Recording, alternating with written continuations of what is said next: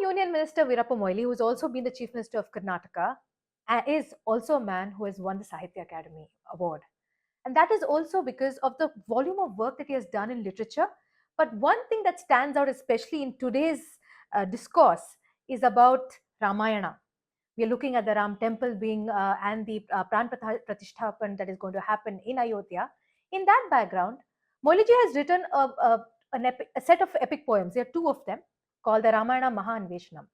Now, this book, which we have seen, has an interesting take. You have taken a modernistic take on this, though you say that you're closest to the Valmiki Ramayana, right? How different is this take? What is this modernistic take? You're talking about Rama Tattvam, you're talking about Ram Rajya as well. It's a very unique take because you compare even Valmiki with the Homer's Iliad. Homer's Iliad is the story of anger, but here the story of love, compassion, and humanitarianism. So on that, that fountain, I took out the water, nectar, and that is my Shree Ramayana Mahanveshanam. And it has come out in Kannada. Originally, I wrote in Kannada, and 43,000 lines. The biggest. I think it's an epic poem. Epic poem at a vast dimension. That has been translated into Hindi, English, Telugu, Tamil, and even other languages. It is being translated. Right. It's widely read by the scholars, widely read by everybody. Rama, he doesn't go, any Chakravarti, he will go on a conquest. They are inquisitive to annexing kingdoms after kingdoms. Correct. Rama is not that. Any other kings in the Western world or any world, Eastern, Northern, any world, it's a question of more aggression, acquisition, and the greed for like land. Alexander did. Alexander the Great did the same thing. Of course, he could not win our own country. On the border, he was prevented. Correct. But here, it's a borderless conquest. He will go to along with Lakshmana and also Sita, they go to Panchavati. There are, people, illiterate people and all. They educate them. Then, also, from the evil forces, he will liberate them. Give them the life, the freedom, liberty. He gives that kind of a fountain of love, liberty, compassion. Then, he goes to Kishkinda. There are tribal people like Vali, Sugriva, Hanuma, everybody. There again, he will conquer their hearts. He will not conquer the territory. He will not annex that territory. And, then he will go to Lanka. Lanka again, he doesn't, he could have conquered and annexed everything to Ayodhya. He will not do that. You don't find any king who has not annexed the lands. After having conquered, he ruled that country, ruled that territory.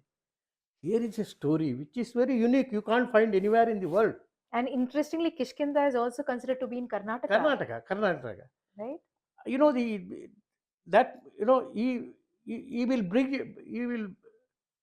build a bridge between Lanka and our Indian territory. Even after the conquest of Ravana, he will allow, according to my epic poem, the Indrajit's son was crowned. Of course, according to Valmiki, it is Vibhishana which was crowned. He would have taken over that territory. He could have taken over Kishkinda. No, Kishkinda, after conquering Vali, he crowns Sugriva. I don't see Gandhi anywhere here. This is what he expressed. And there cannot be an India, without Gandhi. Like that, there cannot be an India without Rama. So that kind of a spiritual relationship, that is how that story developed like that. That is why each one, each writer, each poet, he thinks of Rama, he thinks of him as himself, not something else. There is one. I can give a story of C.G. Jung. So you have written the Shree Ramayana Mahanveshanam in a modern world, in a Yeah, modern India. yeah. How do you, if I can bring it for our viewers to understand very Mm. simply, this is how do you interpret it differently from what people really know of the Ramayana? Yeah, Have you talked about Indian democracy? yeah, Have you spoken about how governance? yeah. I must tell you, yes, good. This is a very good question. For 14 years, who ruled Ayodhya? It's not Rama. He was He was in exile. exiled. Not Bharata. He left Ayodhya for a tapas outside. That means who ruled Ayodhya? King. It is the people themselves ruled. This is democracy. People themselves ruled, uninterruptedly, without any interruption, and with a good governance. That means the governance itself can take care of itself. There need not be a ruler. If the people can learn the art of governance, I don't think that should be any external forces. This is what I emphasized. And that is called Ramarajya. that Ramarajya is not ruled by Rama. Ramarajya is not ruled by Dasharatha. Ramarajya is ruled by people themselves. This is the real democracy, foundation of democracy, which was laid in by Rama.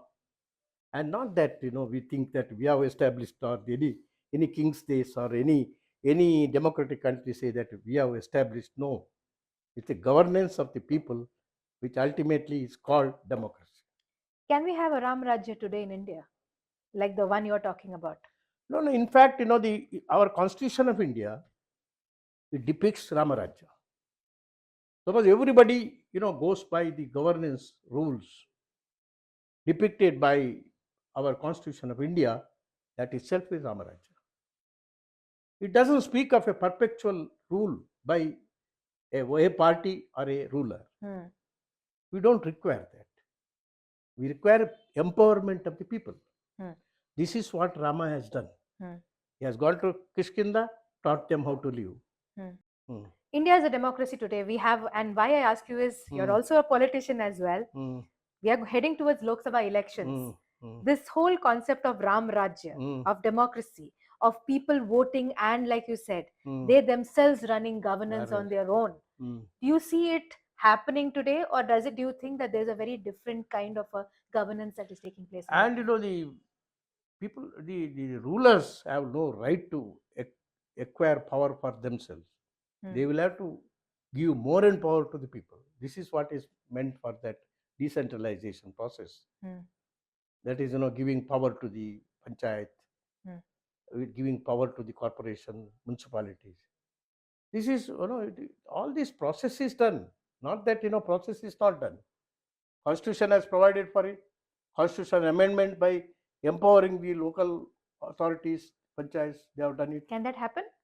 It should happen. If we go by conform to the Constitution of India as amended today, I think we can go back to that governance. Governance should not be a casualty. Ultimately, what is required is the governance.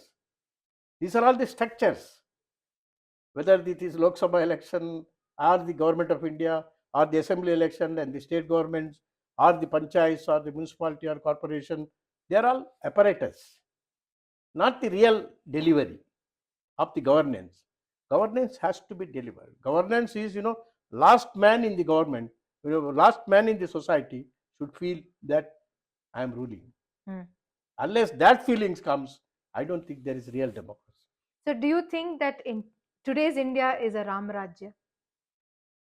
You can never call it Ramarajya, because you find it is not happening. There is corruption, there is misgovernance, and the every elected person thinks that he is a ruler himself.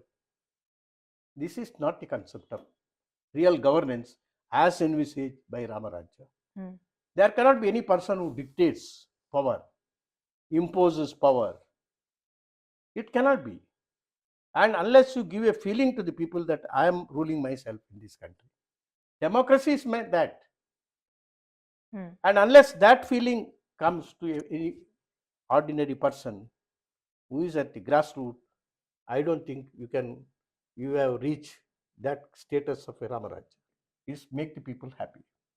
So you've And with this, all this guarantee scheme leads to the happiness of the people and a larger number. You've written a two-part epic poem called Shree Ramayana Mahanveshanam. And I asked you this in the background of the Ayodhya issue. We've just understood that the Congress is not going to be attending the consecration They are ceremony. not attended. They said those who What want is your take? Would you go? I think latest what I've heard is that the High Command says that those who want to attend they can attend. There is no prohibition imposed on anybody. After all, Rama belongs to everybody, including me. Will you go? Yeah. No. Would you want to Going go? is different. Whether we should go or not, it is a different No, I'd matter. like to ask you because That is also, a logistic question. Whether we should go or not, it is a different matter.